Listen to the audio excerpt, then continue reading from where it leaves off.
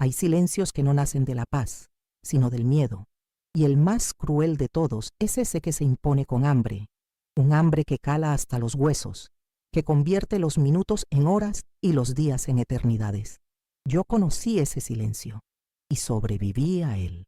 Me llamo Geralda Francisca del Espíritu Santo, tengo 72 años y vivo en una aldea de Castilla-La Mancha donde soy conocida como la señora del guiso caliente.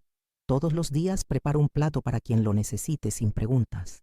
Lo que casi nadie sabe es que lo hago porque un día nadie preparó nada para mí. He decidido contar mi historia porque he sentido, por primera vez en décadas, que mi pecho puede abrirse sin romperse. Porque aunque cocino con amor, el dolor nunca dejó del todo mi mesa. Lo que viví de niña no lo compartí con mis hijos ni con mis nietos, pero a veces, cuando estoy pelando ajos o removiendo el puchero, me vienen esos recuerdos con una nitidez que asusta y que grita por ser escuchada. Hoy, por fin, les presto oído. No quiero lástima, ya no. Lo que busco es liberar este nudo que me apretó la garganta durante años. A veces un trauma no se cura con psicólogos, sino con palabras sinceras contadas al calor de una memoria que ya no tiembla. Por eso estoy aquí, sentada con una manta sobre las piernas, un vaso de leche tibia a mi lado y el corazón dispuesto a desnudarse. Y si al hacerlo consigo tocar otra alma, habré hecho justicia a la niña que fui. Aquella niña tenía el pelo revuelto, las rodillas siempre raspadas y las manos sabias para amasar pan con apenas un puñado de harina. Nací en una familia pobre, sí, pero rica en afecto. Mi madre nos enseñó que alimentar a alguien es una forma de amar. Cada vez que huelo cebolla, sofriéndose en aceite de oliva, siento que ella vuelve por un instante. Pero fue también la cocina donde todo cambió, donde mi infancia se rompió de golpe, como un cuenco cayendo al suelo. A los 14 años, dejé de ser niña, y no fue por un amor temprano o por una responsabilidad impuesta, sino por la muerte de mi madre y lo que vino después. Mi padre, que ya era distante, trajo a casa a una mujer que sonreía como quien clava un cuchillo envuelto en flores. Dona Banda. En su presencia, la casa dejó de oler a pan y empezó a oler a miedo. Nunca imaginé que una cocina, mi lugar favorito en el mundo, se convertiría en un campo de batalla, que llegaría un día en que ni siquiera podría oler lo que se cocía del otro lado de una puerta cerrada con llave. 10 días, 10 días, sin comida, sin agua. 10 días en los que mi estómago lloraba y nadie escuchaba. Pero incluso entonces, algo en mí se negaba a morir. Si estás escuchando esto, es porque de alguna forma te tocó. Te pido, desde lo más profundo, que apoyes este canal con un me gusta y te suscribas. Me ayuda a seguir compartiendo historias como esta. ¿Desde dónde me estás escuchando? Déjamelo en los comentarios. Ahora, déjame llevarte a aquel lugar donde empezó todo. Mi infancia comenzó bajo el cielo inmenso de un pequeño pueblo del interior de Andalucía, donde las casas eran bajas y blancas. El polvo se pegaba a los tobillos y el sonido de las campanas marcaba el ritmo del día. Nuestra casa tenía paredes de cal, techo de tejas rojizas y un patio donde crecían hierbabuena y albahaca. No teníamos lujos, pero tampoco los necesitábamos. Bastaba con el canto de los gorriones al amanecer, el olor del pan recién horneado en la panadería de la esquina y la risa de mis hermanas corriendo descalzas por el campo. Vivíamos con lo justo, pero lo justo tenía el sabor del cariño. El calor del hogar no venía de una estufa, sino de los abrazos de mi madre y de los guisos que preparaba con lo que hubiese. Mi madre, María del Rosario, era una mujer de manos fuertes y mirada dulce. Sabía transformar un hueso de jamón en caldo para toda una semana y una calabaza en un manjar que nos hacía cerrar los ojos de puro placer. La veía amasar con una paciencia que parecía sagrada, mientras nos cantaba coplas, suaves que hablaban de mares que nunca habíamos visto. Tenía una manera de mirar la vida como si cada día fuera un regalo, aunque el dinero escaseara y las penas no faltaran. Me enseñó a leer con los envases de arroz y a contar con las patatas en la cesta. Su amor era la base de todo, y en esa base crecimos como raíces fuertes. Mi padre, Domingo, era más bien seco, hombre de campo, de madrugar sin quejarse, de manos agrietadas y silencio perpetuo. Nunca fue cruel, pero tampoco fue cálido. ¿No? Recuerdo llegando con la camisa sudada, dejando el sombrero en el perchero y sentándose a la mesa sin decir palabra. Mi madre sabía leerle el humor con solo mirarlo. Yo, en cambio, me limitaba a observarlo con una mezcla de respeto y distancia. No era un padre que jugara ni que acariciara, pero era el que traía las naranjas de vez en cuando, y eso, para nosotras, era motivo de fiesta. Los domingos eran sagrados. Se preparaba un desayuno especial, pan tostado con manteca colorá, y si había, suerte un poco de miel que una vecina nos regalaba. Comíamos en el patio, bajo la parra que mi madre cuidaba con esmero, mientras el sol se filtraba entre las hojas y las moscas zumbaban perezosas. Después, mi madre nos peinaba a todas con trenzas apretadas y nos ponía vestidos de algodón que ella misma cosía. Íbamos a misa agarradas de su mano, y al regresar, el olor a puchero nos recibía como un abrazo. Mis hermanas, Lucía y Carmela, eran mis compañeras inseparables. Jugábamos a las muñecas. Hechas de trapos, construíamos casas con cajas de fruta y hacíamos pasteles de barro que decorábamos con flores del campo. En las noches de verano, nos acostábamos todas en una misma cama, escuchando los cuentos que mi madre inventaba, con la voz baja para no despertar a papá. A veces, en medio de la historia, yo la miraba y me preguntaba si algún día sería como ella. Hoy sé que eso fue lo que más anhelé en la vida. La escuela era una salita al final del pueblo, con bancos de madera y una maestra severa pero justa, doña Pilar. Yo caminaba descalza los 2 kilómetros que nos separaban del aula, con una bolsita de tela colgada al hombro y un cuaderno donde practicaba mi caligrafía. Me gustaba aprender, pero lo que realmente me apasionaba era volver a casa y ayudar en la cocina. Mi madre me enseñó desde pequeña a picar cebolla, a medir el aceite con los ojos, a escuchar el hervor como si el puchero hablara. Esa fue mi verdadera escuela. Recuerdo una tarde de lluvia, cuando nos quedamos sin nada más que un poco de arroz y unos dientes de ajo. Mi madre encendió el fuego, canturreó una copla y nos preparó el mejor arroz con ajo de nuestras vidas. No por el sabor, sino por la manera en que lo hizo, sin queja, sin miedo, como si la escasez fuera solo una oportunidad para amar mejor. Aprendí entonces que el hambre se lleva mejor cuando hay ternura. En los veranos, los días parecían eternos. Nos bañábamos en el arroyo, recogíamos moras silvestres y corríamos hasta que las piernas no daban más. Al volver a casa, mi madre nos esperaba con limonada casera y pan con aceite. Todo sabía mejor después de haber reído tanto. La felicidad era simple, y cuando pienso en ella, todavía me sabe a pan mojado en aceite de oliva. Teníamos una vecina, Josefa, que siempre traía higos de su higuera y los dejaba en nuestra ventana. A cambio, mi madre le daba un poco de sopa o de bizcocho si le había sobrado. Así era la vida en la aldea, una red invisible de manos que se daban sin pedir nada. A veces pienso que esa solidaridad desapareció con el tiempo, o quizás fue mi historia la que me alejó de ella. Uno de mis momentos favoritos era cuando mi madre me dejaba amasar el pan. Me arremangaba hasta los codos, hundía las manos en la masa tibia y sentía que estaba haciendo algo sagrado.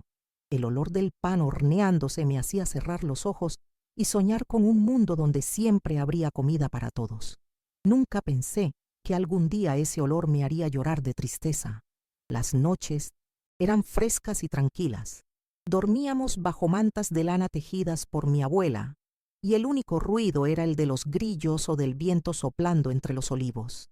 A veces me despertaba en mitad de la noche y oía a mis padres susurrar en la cocina. No entendía lo que decían, pero sentía que la vida era segura mientras esas voces estuvieran allí. Los cumpleaños eran humildes pero llenos de alegría. Una torta de sémola, velas improvisadas y canciones desafinadas. No había regalos, pero sí abrazos, risas y esa sensación de que el mundo era nuestro por un día. Mi madre decía que celebrar era un acto de resistencia, que aunque tuviéramos poco, nunca debíamos dejar de festejar. La cocina era mi templo. Allí Me refugiaba cuando el mundo parecía demasiado grande. Me gustaba ordenar los frascos de especias, pelar zanahorias, sentir el vapor en la cara cuando se destapaba la olla. Soñaba con tener mi propio cuaderno de recetas, con inventar platillos que hicieran a la gente feliz. Para mí, cocinar era como hablar un idioma secreto con el alma. A veces me colaba en la cocina de la tía Matilde, que vivía a unas calles, y la veía preparar empanadas con una precisión que me dejaba embobada.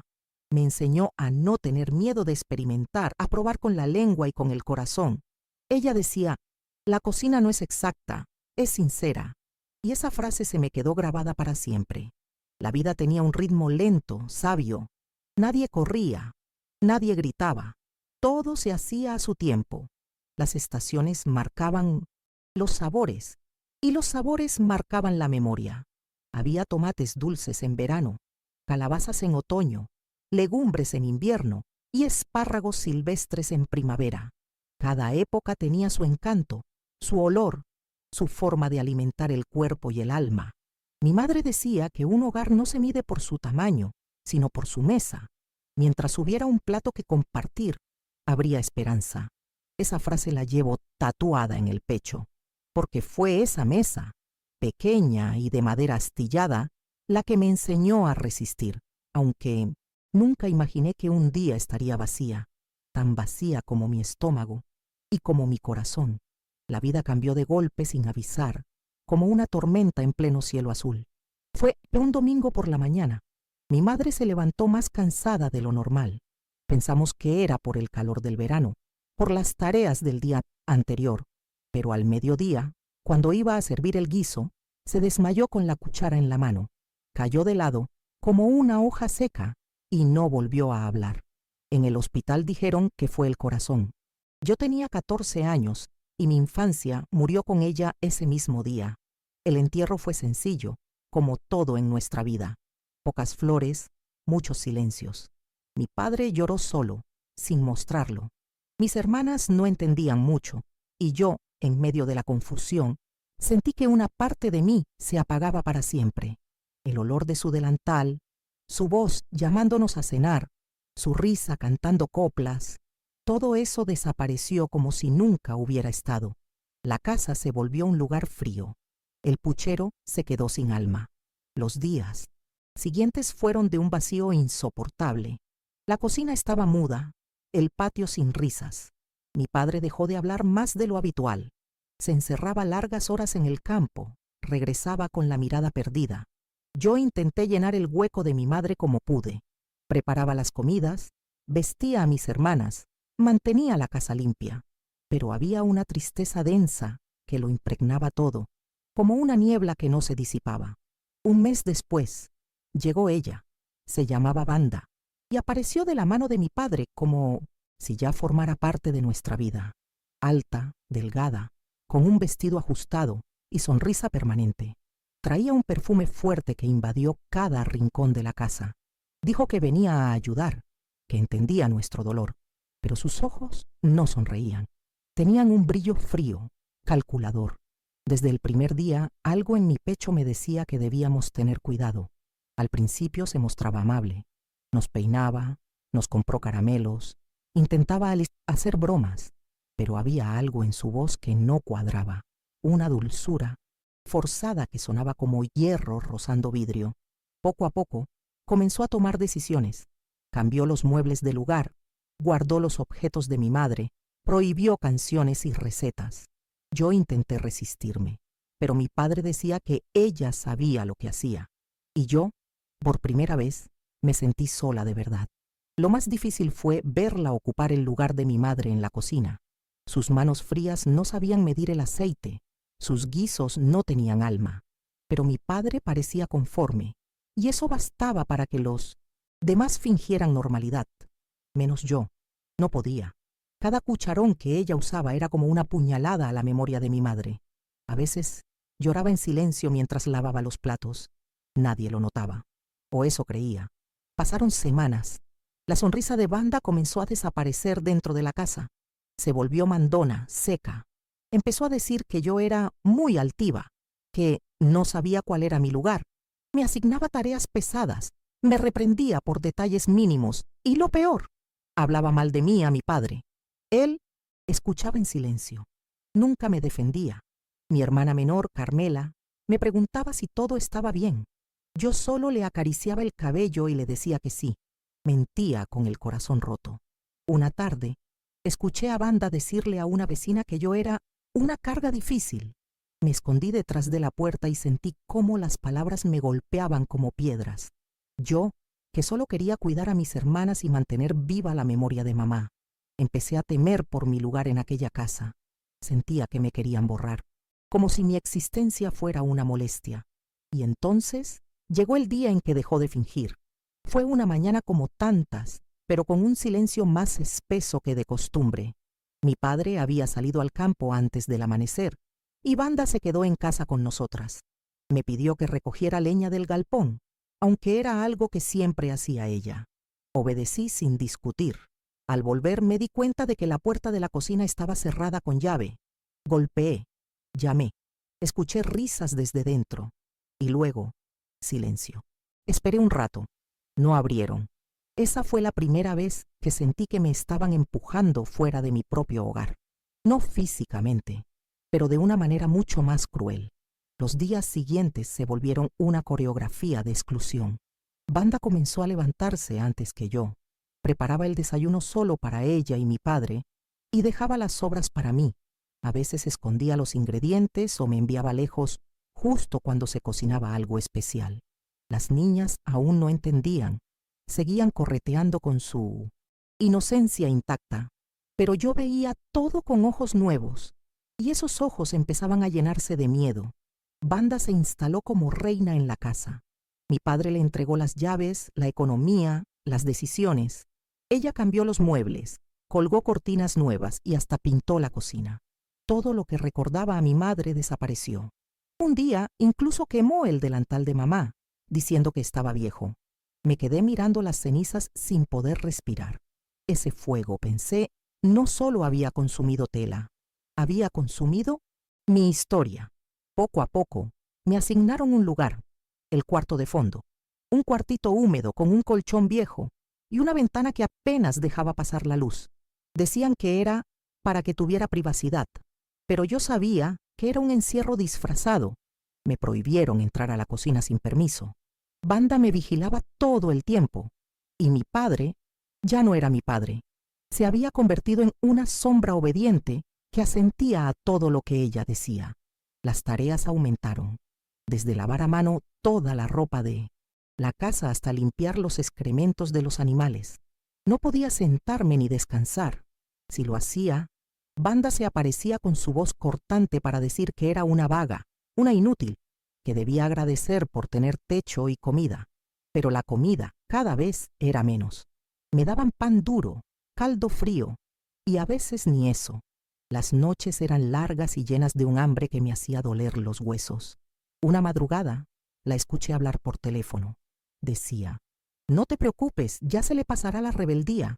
Un par de días sin comer», y baja la cabeza. Me escondí detrás de la puerta como tantas veces, y sentí que el corazón me temblaba en el pecho.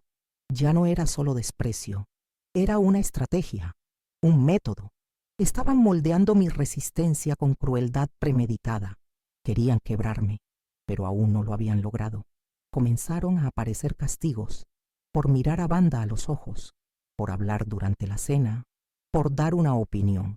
Un día, por no lavar bien el suelo, me hizo arrodillarme durante horas en el patio, bajo el sol. Tenía las rodillas sangrando y el cuerpo temblando. Mi padre pasó junto a mí, me miró y siguió caminando. Ese fue el día que entendí que estaba sola. El encierro llegó sin anuncio. Una tarde, tras una discusión sin importancia, Wanda me empujó al cuarto de fondo, cerró la puerta por fuera y giró la llave. Pensé que sería por unas horas. Grité, golpeé. Nadie respondió. Pasaron 2 días, luego 3. Nadie me daba comida. Nadie me traía agua. Solo escuchaba risas lejanas, platos sonando y, a veces, pasos frente a la puerta. Mis hermanas ya no se acercaban. Tal vez les habían dicho que me había ido. Tal vez ya no sabían que estaba allí. El hambre se volvió alucinación. Chupaba trapos húmedos para engañar el estómago. Intenté morder la madera del colchón. Perdí la noción del tiempo. Soñaba con mi madre. La veía traerme pan caliente, acariciar mi cara, y luego despertaba en la oscuridad, con el frío pegado a los huesos. El cuerpo comenzó a fallar, pero mi mente, curiosamente, se volvió más lúcida. Recordaba cada momento feliz, cada sabor, cada caricia, y eso de algún modo me mantenía viva. La peor parte no fue el hambre, fue el olvido, sentir que nadie me buscaba, que el mundo seguía sin mí. Mi padre no preguntó, mis hermanas no lloraban, los vecinos no sospechaban, me habían desaparecido sin llevarme lejos, me borraron desde dentro.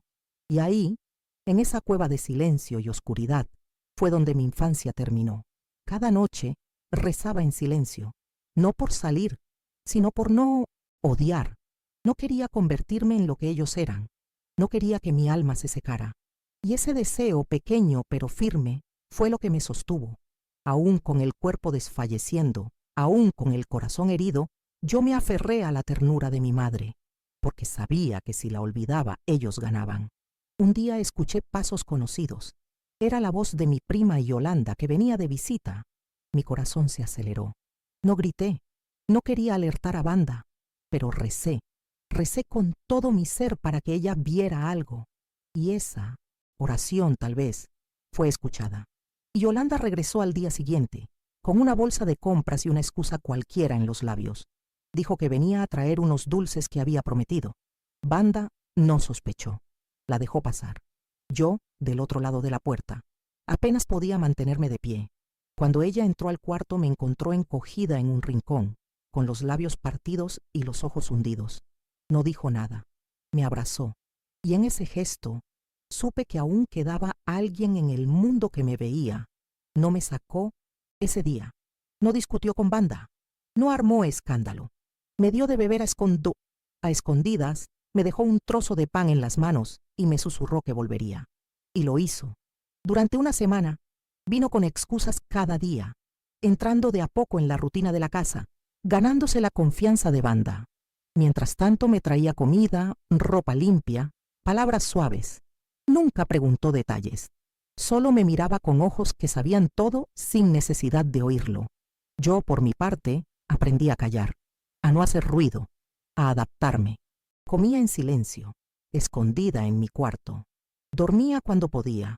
Me vestía con prendas holgadas para ocultar el cuerpo huesudo y evitaba cruzarme con mi padre, no porque me hiciera daño, sino porque ya no era él. Me dolía más su indiferencia que los castigos de Banda. No podía entender cómo alguien podía ignorar tanto dolor sin pestañear. La casa se volvió un teatro. Banda sonreía para los vecinos, repartía pasteles a las amigas, invitaba al cura a tomar café, y yo, detrás de las paredes, aprendía a respirar bajito, a no molestar, a no existir demasiado. Vivía como un fantasma. Incluso mis hermanas, sin entender del todo, empezaban a evitarme. Carmela me miraba con culpa, Lucía con miedo. Yo las entendía, no les guardaba rencor. Ellas solo intentaban sobrevivir igual que yo. A veces Banda me dejaba salir al patio, siempre bajo vigilancia. Yo fingía barrer, pero en realidad escuchaba.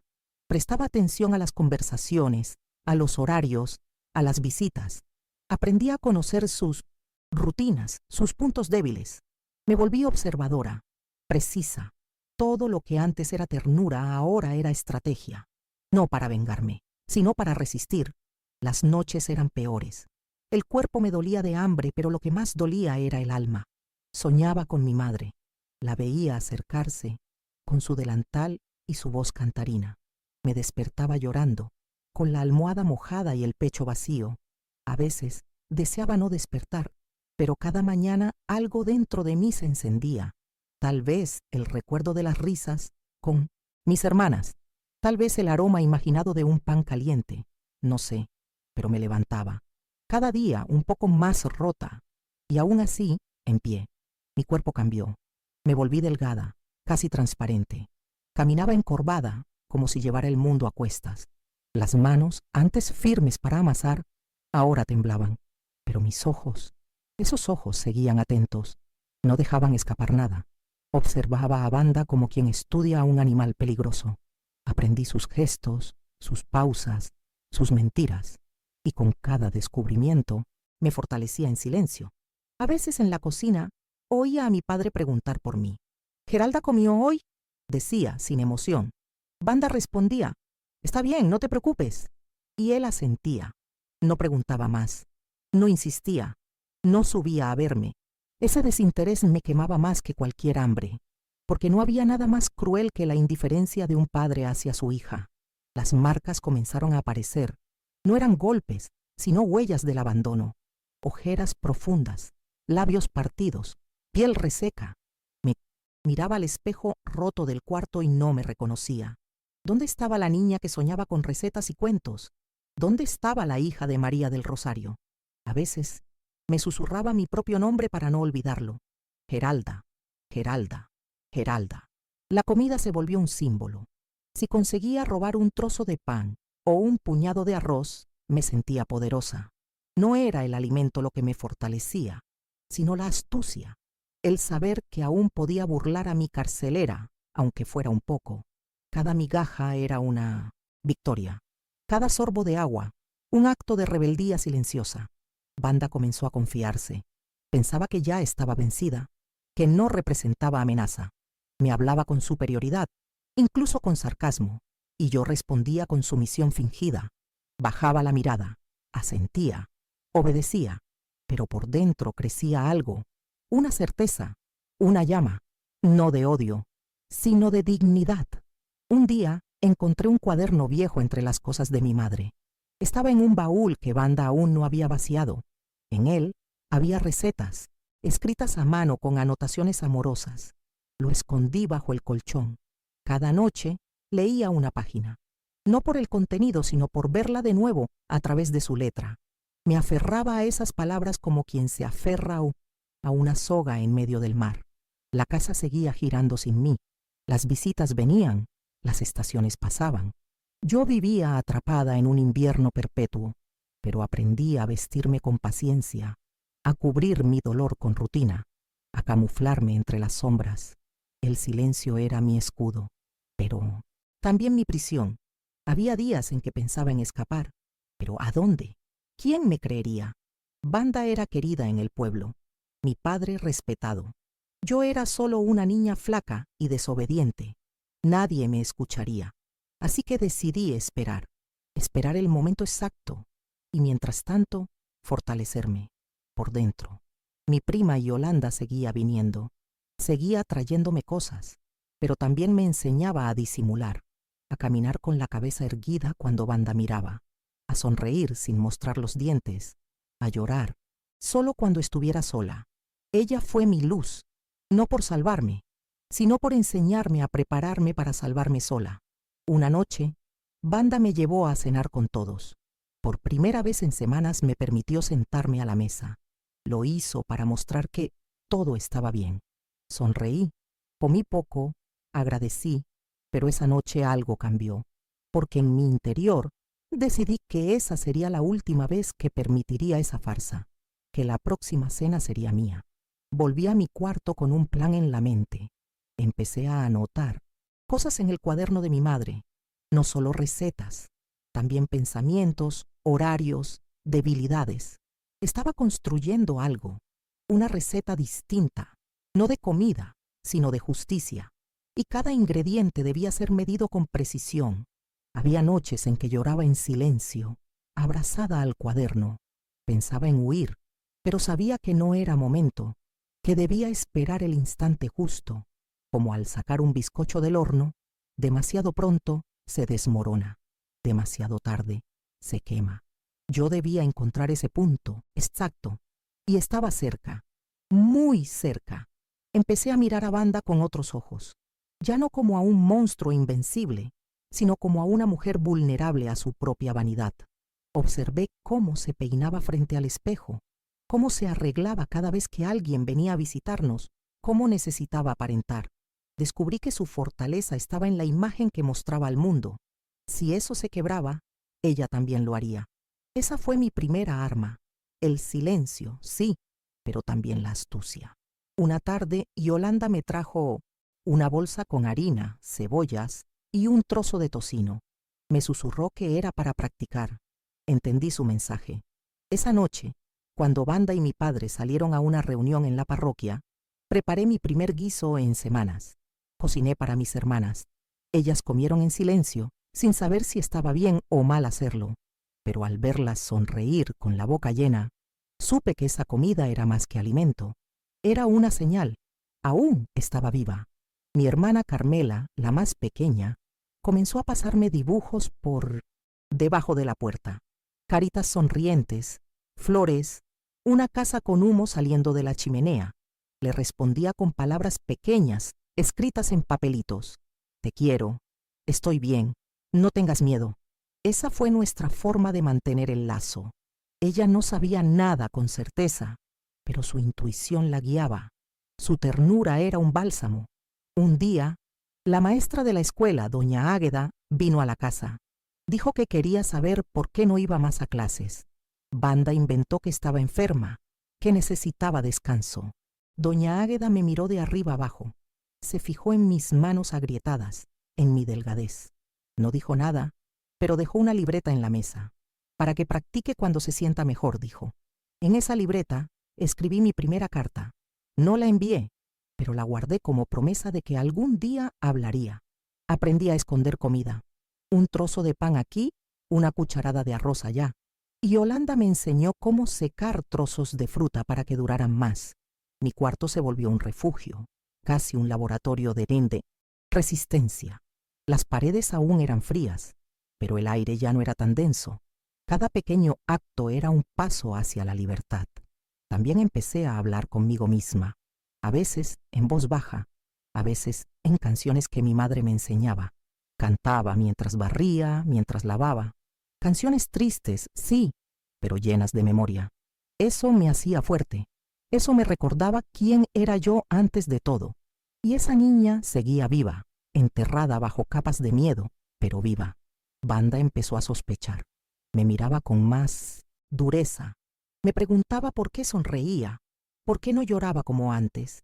Yo respondía con calma, bajando la mirada. No le daba motivos para estallar, pero sabía que estaba inquieta, que algo en mí le molestaba. Ese era mi triunfo, hacerle sentir que no podía controlarlo todo. Una noche, escuché a mi padre decir, «La chica está cambiando». Y Banda respondió, «Tal vez sea hora de mandarla lejos». Esa frase me heló. Sabía que no podía esperar más, que el momento se acercaba, pero aún no tenía claro cómo. Solo sabía que debía ser pronto y que debía dejar una marca. Con ayuda de Yolanda planifiqué una cena, una de verdad. Le pedí que trajera ingredientes, frijoles, arroz, un trozo de pollo, ajo. Preparé el plato más parecido al que mi madre solía hacer los domingos. Cociné con lágrimas en los ojos. Era como invocar su espíritu. Cada olor me llevaba a ella, a su delantal, a sus manos. Esa noche, cuando todos regresaron, los llamé a la mesa. Banda se sorprendió, pero aceptó. Tal vez por la presencia de Yolanda, tal vez por orgullo. Mi padre se sentó sin decir nada. Mis hermanas me miraban como si no creyeran lo que veían. Yo serví los platos en silencio, y en ese silencio algo se quebró. Un hilo invisible que me había atado durante años. Mientras comían, no dije una palabra, solo los observé. Y cuando terminaron dije la frase que llevaba ensayando días. ¿Sabéis a qué sabe la comida después de 10 días sin comer? Nadie respondió. Nadie pudo. Y ese silencio, por primera vez, fue mío, no por miedo, sino por respeto. Si esta parte te tocó, te invito a darle me gusta al video para que más personas encuentren fuerza a través de esta historia. Gracias por estar aquí. Al día siguiente de aquella cena, la casa se volvió más tensa. Banda ya no ocultaba su incomodidad. Me observaba con recelo, como quien sospecha que una jaula está mal cerrada. Mi padre seguía en su mutismo, pero había algo distinto en su mirada. Tal vez culpa, tal vez miedo. Yo, en cambio, sentía una calma extraña. Sabía que lo peor había pasado, lo había enfrentado y había sobrevivido. Ahora solo faltaba un paso. Yolanda me abrazó al despedirse esa noche. No dijo nada, pero su abrazo fue largo, fuerte. Me deslizó algo en la mano, una llave pequeña, envuelta en un trozo de tela. Supe al instante qué era. Era la llave del portón trasero, el que daba al campo, el que casi nunca usábamos. La escondí bajo el colchón, con el cuaderno de mi madre. No tenía un plan exacto, pero tenía una salida. Y eso lo cambiaba todo. Esa noche no dormí. Me senté junto a la ventana, mirando la luna. Pensaba en mi madre, en su voz, en sus manos amasando pan. Pensaba en mis hermanas, en su inocencia, en todo lo que habían tenido que callar. Y pensé en mí, en la niña que había sido, en la mujer que empezaba a nacer en medio del dolor. Sabía que algo debía pasar. No podía seguir esperando. No podía permitir que me mandaran lejos, como había dicho Wanda. Esa sería la última noche de silencio. A la mañana siguiente, Wanda estalló. Dijo que ya era suficiente, que estaba demasiado crecida para seguir en esa casa. Me acusó de querer quitarle el lugar. Mi padre no dijo nada, ni una palabra. Solo bajó la cabeza. Ella me gritó, me empujó, me sacudió del brazo. Yo no lloré, no grité, solo la miré.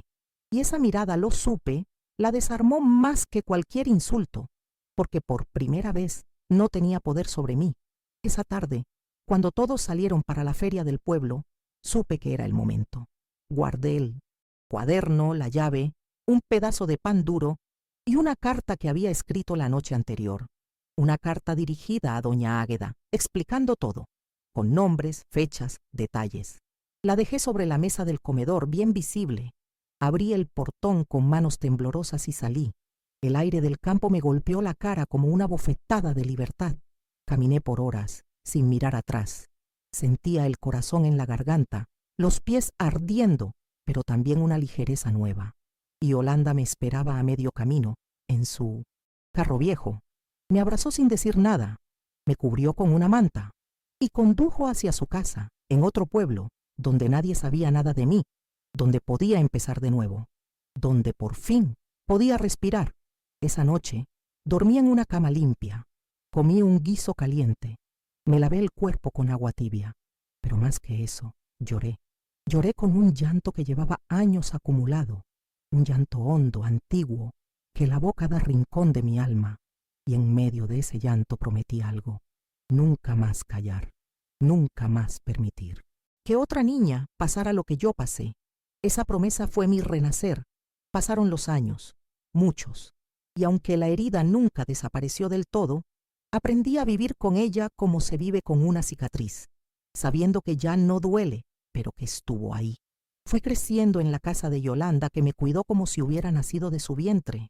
Fui a la escuela. Aprendí a leer bien, a escribir mejor y, sobre todo, volví a cocinar. Cada plato que preparaba era una forma de reconstruirme. Cada aroma era una oración muda.